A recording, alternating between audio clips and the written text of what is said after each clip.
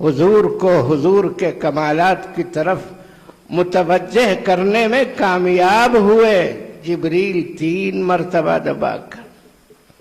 یہ سینے سے لگانا، یہ معانقہ کرنا اور یہ زور سے دبانا ایسا نہیں ہے کہ جبریل اپنی طرف سے کوئی افادہ کر رہے ہوں، افاضہ کر رہے ہوں اور اپنی طرف سے حضور کے سینے میں کچھ منتقل کر رہے ہوں۔ جی نہیں، جبریل کی حیثیت معلم کی نہیں ہے، مفید کی نہیں ہے، مفیض کی نہیں ہے، فیض پہنچانے والے کی نہیں ہے، بلکہ جبریل محض آئینہ بردار کی حیثیت رکھتے ہیں اور حضور کو متوجہ کرانا چاہتے ہیں کہ پیغمبر ذرا اس آئینے میں اپنے جمال جہاں آرا پر نظر تو ڈالیے، اپنے آپ کو دیکھ تو لیجئے ایک بار، کون ہے آپ، مقام کیا ہے آپ کا،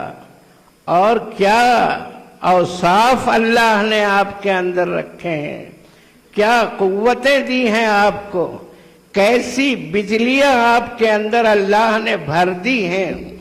یہ کلام پیغمبر آپ ہی پڑھ سکتے ہیں، آپ کے سوا کوئی پڑھ ہی نہیں سکتا، اسے لے ہی نہیں سکتا۔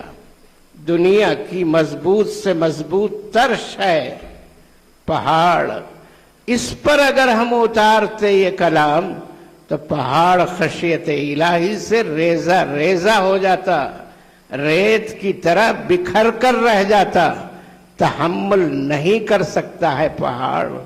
پیغمبر آپ ہی اسے لے سکتے ہیں، آپ ہی اس کا تحمل فرما سکتے ہیں، اس وزن کو آپ ہی برداشت کر سکتے ہیں۔ اللہ نے آپ کو کیا بنایا ہے ذرا دیکھ تو لیجئے۔ اور جب دیکھا رسول اللہ صلی اللہ علیہ وسلم نے تو پھر آپ نے پڑھنا شروع کیا۔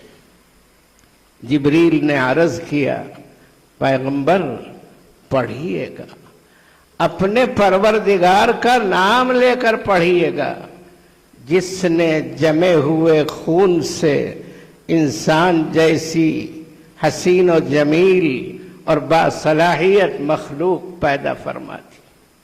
جمع ہوا خون، گندا خون، نجس خون، بدبودار خون، دیکھتے ہوئے گھن آتی ہے انسان کو۔